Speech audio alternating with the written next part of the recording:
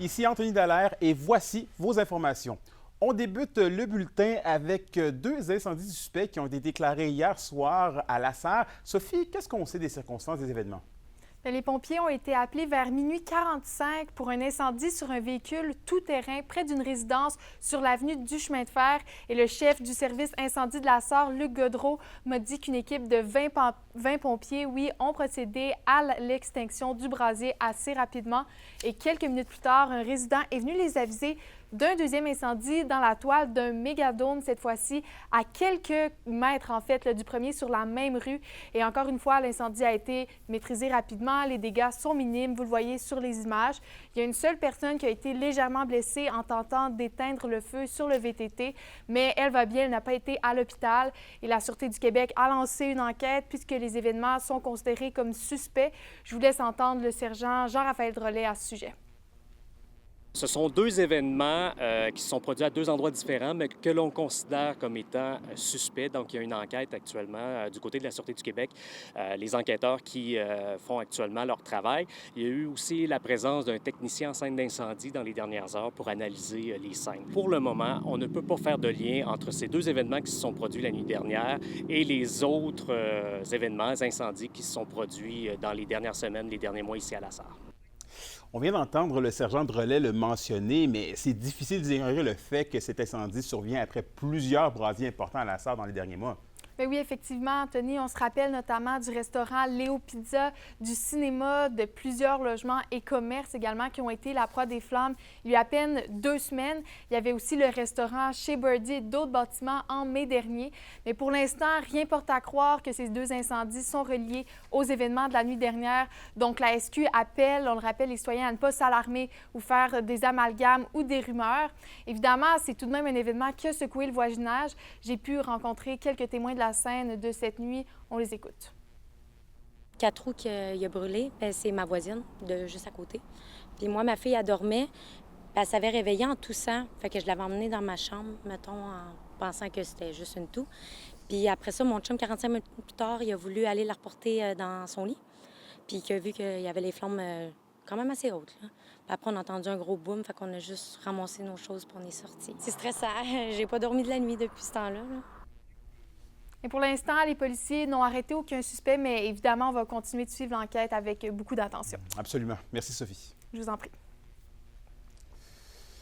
Dans nos forêts maintenant, un feu s'est déclenché dans le secteur du lac Rogers au Témiscamingue. Il a débuté il y a 3 jours en raison de la foudre. Là, ce feu a également signalé un autre incendie en Jamésie près du lac Valmont qui s'est lui aussi déclenché en raison de la foudre. Pour le moment, les deux feux sont maîtrisés par les unités de gestion de Rouyn-Noranda et du mont Plamondon.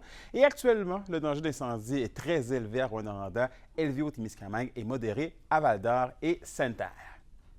Et il y a eu cette année 15 décès sur les routes québécoises comparativement à 22 l'an dernier et 19 en moyenne dans les dernières années. En Abitibi-Témiscamingue, il n'y a pas eu de décès alors qu'il y a eu 2 l'été dernier. La SAC croit que la baisse des accidents mortels de cet été serait due potentiellement à la présence accrue des policiers de la SQ sur les routes de la province dans les semaines précédant les vacances.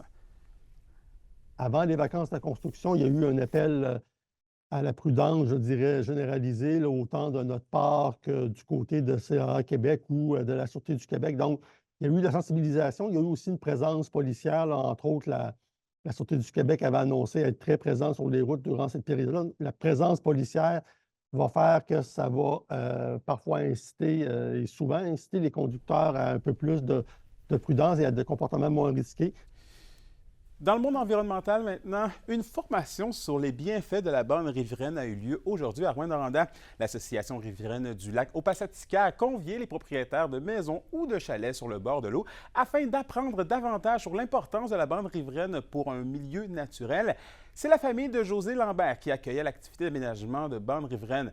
Après l'enseignement théorique, les participants ont planté arbustes et fleurs afin de consolider les berges. À l'aube de la rentrée scolaire pour plusieurs élèves du secondaire et du primaire, les villes de la région se disent prêtes à assurer la sécurité. Seule la ville de Rouyn-Noranda n'a pas encore réussi à compléter son équipe de brigadiers scolaires. Je vous présente mon entretien avec le directeur de la sécurité publique de Rouyn-Noranda sur le sujet, lui qui doit faire face à un enjeu de pénurie de main-d'œuvre depuis quelques années. À l'aube de la rentrée scolaire ici à Rouyn-Noranda, le 27 pour le primaire secondaire et le 30 là, pour Noranda School, pouvez-vous un peu nous faire le portrait des effectifs des brigadiers ici à Rouyn-Noranda? Bien, pour le moment, il nous manque encore un poste qui n'est pas comblé, un poste à temps partiel régulier. Donc, on est toujours à la recherche d'un brigadier scolaire pour combler ce poste-là. La stabilité est revenue, contrairement à d'autres années. Donc, on est chanceux. On a des gens qui reviennent encore faire le métier de brigadier scolaire et on est bien heureux. Donc, de ce que je comprenais, si vous avez des équipes de 10 brigadiers, là, il vous en manque un, donc vous êtes à 9. Qu'est-ce que ça veut dire peut-être, là, ce manque-là dans vos équipes, là? En fait, on a 10 traverses à assurer, 10 traverses scolaires de façon régulière. Naturellement, les gens ont parfois là, des congés à prendre, des congés de maladie ou des absences. Donc, on doit combler par des remplaçants et on est à la recherche de temps partiel de surnuméraire pour pouvoir combler ponctuellement, une fois de temps en temps, quelques fois par semaine, des traverses scolaires. C'est d'une durée d'environ entre 15 et 20 minutes là, à chaque journée, 4 fois par journée. 4 fois par jour. Donc, c'est présentement, là, la semaine prochaine, on va aller en recrutement, on va faire un affichage pour essayer de trouver autant une personne pour un poste de temps partiel régulier, donc de façon régulière, et aussi du personnel de remplacement pour la brigade scolaire. Qu'est-ce qui explique, selon vous, là, que peut-être dans les dernières années, vous avez peut-être de la difficulté à garder ou du moins recruter des brigadiers? Je pense que c'est le contexte en général. On a la difficulté à se comparer à d'autres types de corps de métier, naturellement. Les gens qui viennent à la brigade scolaire, c'est des gens qui sont souvent des pré-retraités, des retraités ou des gens qui sont passionnés, qui ont juste besoin de sortir à chaque jour pour accompagner les enfants. Ils en font une passion. Donc, on est à la recherche de ces perles rares-là qui sont à la maison ou qui sont disponibles et on les invite à nous écrire sur le site de la Ville de Rouyn-Noranda pour pouvoir là, poser leur candidature comme brigadier scolaire.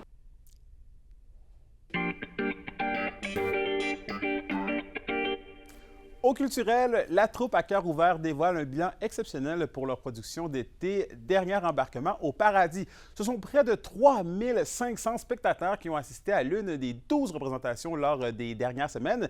Ce spectacle hommage au paradis du Nord a su attirer des visiteurs des 4 coins du Québec, de l'Ontario et même de la Floride. Au cours des prochains mois, la troupe prévoit créer d'autres projets en formule cabaret pour des productions plus intimes. Au sport maintenant, une centaine de jeunes de 6 à 13 ans participent cette semaine à l'Académie des foreurs. Plusieurs heures sur glace et hors glace y sont consacrées pour permettre aux jeunes de maximiser leurs connaissances et d'avoir du plaisir. Certains membres du personnel des foreurs ainsi que des anciens joueurs sont présents pour donner des conseils aux jeunes. L'Académie se déroule jusqu'au 9 août. On travaille un petit peu de tout sur la glace. On travaille beaucoup en atelier. Donc ça va être technique de patin, autant technique de patin que maniement de rondelles, lancer. Il y a des activités hors glace aussi. On les initie un petit peu à l'entraînement, puis au réchauffement que les joueurs des foreurs font même avant leur match. Donc on essaie de leur montrer c'est quoi être un petit peu un joueur junior.